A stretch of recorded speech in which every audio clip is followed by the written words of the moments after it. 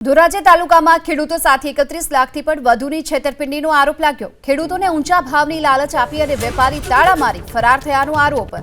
તોરણિયા ગામની મહાવીર એન્ટરપ્રાઇઝ નામની પેઢીના માલિકો સામે આરોપ લાગ્યો છે।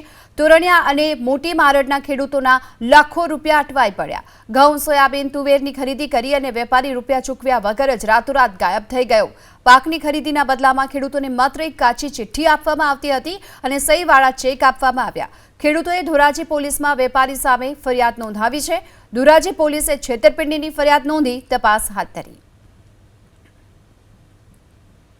મેં મારો માલ મહાવીર એન્ટરપ્રાઇઝ જયદીપભાઈ ભગવાનજીભાઈ સાણંદિયાને આપેલ અને એનું પેમેન્ટ 8 દી 10 દીમાં મહિના દીમાં આપી દે છે એવું કંઈ ફરાર થઈ ગયેલ છે।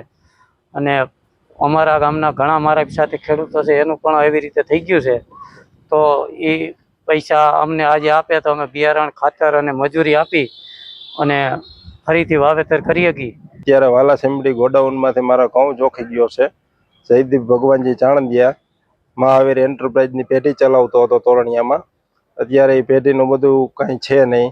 અત્યારે 27 તારીખથી બધું ફરાર બતાવે છે। અત્યારે અમારા તોરણિયા ગામના ખેડૂત અને ઝાઝા બધા ખેડૂતો અન્ય ગામના પણ આવેલા છે, પણ આ તોરણિયા ગામના 8-9 લોકો અત્યારે અમે પોલીસ સ્ટેશને આવેલા હતા।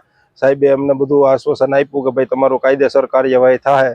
ગઈ તારીખ 27/5ના રોજ આ માણસે તોરણિયા ગામના અનેક ખેડૂતોનું આ જે કંઈ આખા વર્ષની જે એની જણસી હોય એ વેચાણ લઈ અને એના તમામ બાકી લેણા જે કંઈ રકમ હતી, અંદાજે મારા અંદાજ પ્રમાણે 15 થી 17 લાખ રૂપિયાની રકમ બાકી રાખી અને 27 તારીખે સાંજે પોતાની પેઢીને તાળા મારી અને પેઢી ઉપર મારેલ મહાવીર એન્ટરપ્રાઇઝનું પાટિયું ઉતારી અને ચાલ્યો ગયેલ છે।